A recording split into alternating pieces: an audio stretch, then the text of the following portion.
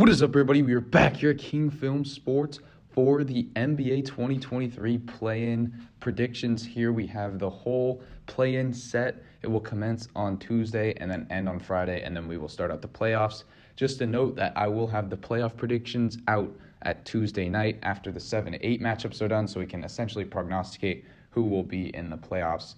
Just need to know the 8 seed after that. So we'll start it out here in the West, where we have this Timberwolves-Lakers matchup on Tuesday, and this was looking like a great matchup before, looking very interesting now after the recent developments with the Timberwolves. Obviously, Jaden McDaniels, the great perimeter defender for them, breaks his hand punching the wall in frustration. He's definitely out for this game and probably the season at this point.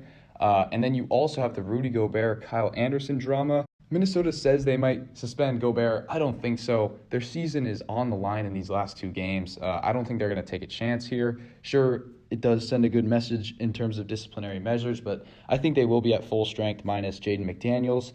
And it's going to come down to that Karl Anthony Towns versus AD matchup. Obviously, you've also got LeBron versus Anthony Edwards elsewhere on the court. But in this one, you've got to take the Lakers. Even without the Timberwolves issues, this is a tough ask for them to beat this Lakers squad, and I just do not think they could do it at this point. Lakers are clicking on all cylinders. Really, the only recent game that they lost with everyone in was that Clippers game, and that was really a scheduling loss, I feel like. So I'll take the Lakers to win that one big at home there. Then we have an elimination game between the Thunder and the Pelicans, and in this one, I'm going to take the Pelicans big. They will be without Zion for these play-in games, but this Thunder team just can play no defense. Sure, they can win a 140 to 130 shootout in this game. That is on the table, but if New Orleans can clamp down on the defensive end like they were able to do, remind you that they did win 2 play-in games in this exact spot to make the playoffs last year, and then push that Suns team 6 games, and they have the same core this year. They were without Zion then. I think they can do it here against a surprising and young Thunder team, but give me New Orleans at home there. So that sets up the 8-9 matchup. This one is for the 8th seed, New Orleans at Minnesota. We just saw this one today, and I've actually got the same result. I just do not think that New Orleans has enough firepower. Minnesota mortgaged their whole future in what was one of the worst trades in sports history, giving all of those first-round picks and assets to Utah just for Rudy Gobert. I mean, they made the 7th seed last year and blew that series to the Grizzlies, and if they don't even make the playoffs this year, that will be an abysmal failure. So I think they will win this one at home and get the 8th seed there. I just think they're more talented than New Orleans, and this will be at home. Will be plenty of pressure, but I think they will deliver in that spot. So in the West summary, I have the Lakers getting the 7 and the Timberwolves getting the 8. Now we get to the East, where we start out with the Hawks at the Heat, 8 versus 7 matchup.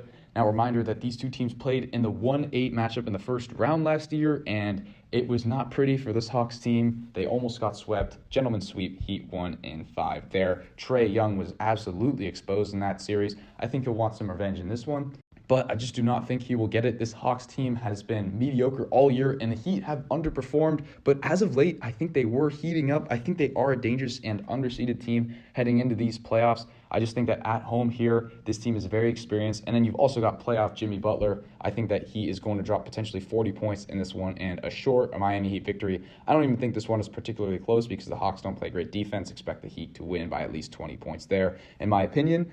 Then you've got the Bulls-Raptors 10 versus 9 elimination game. Both of these teams were top 6 in the East playoffs last year, but now looking like they won't make the playoffs. In this one, I'm taking the Bulls to get a little bit of an upset here in the 10-9 matchup. Now, they were in horrible position at the trade deadline, but then they got Pat Bev and Zach LaVine started playing a lot better. Vucevic has been picking it up. So I think Raptors are a great defensive team, but the Bulls offense may get the best of them there. So that gets us to a Chicago at Atlanta matchup on Friday. And in this one, I do have the Hawks winning. I just think they have too much firepower for the Bulls. Might be a great shootout, but just think the Hawks are the better team, and I think Trae Young and DeJounte Murray will be able to get it going there at home against an inferior Chicago team. So recap of the East, I have the Heat as the 7th seed and the Hawks as the 8th seed. So essentially in both conferences, I had the current 7th seed getting the 7 and the current 8th seed getting the 8. And in the last 2 years, the 7s have all gotten that 7 seed, but 3 of the 4 9 seeds have claimed the 8 seed. No 10 seed has ever won a play-in game either. But we've only had this format for 2 years, So it remains to be seen what can happen. So with that being said, let me know your guys' predictions in the comments down below for these play-in games. Which teams do you think are the most dangerous if they do actually make the playoffs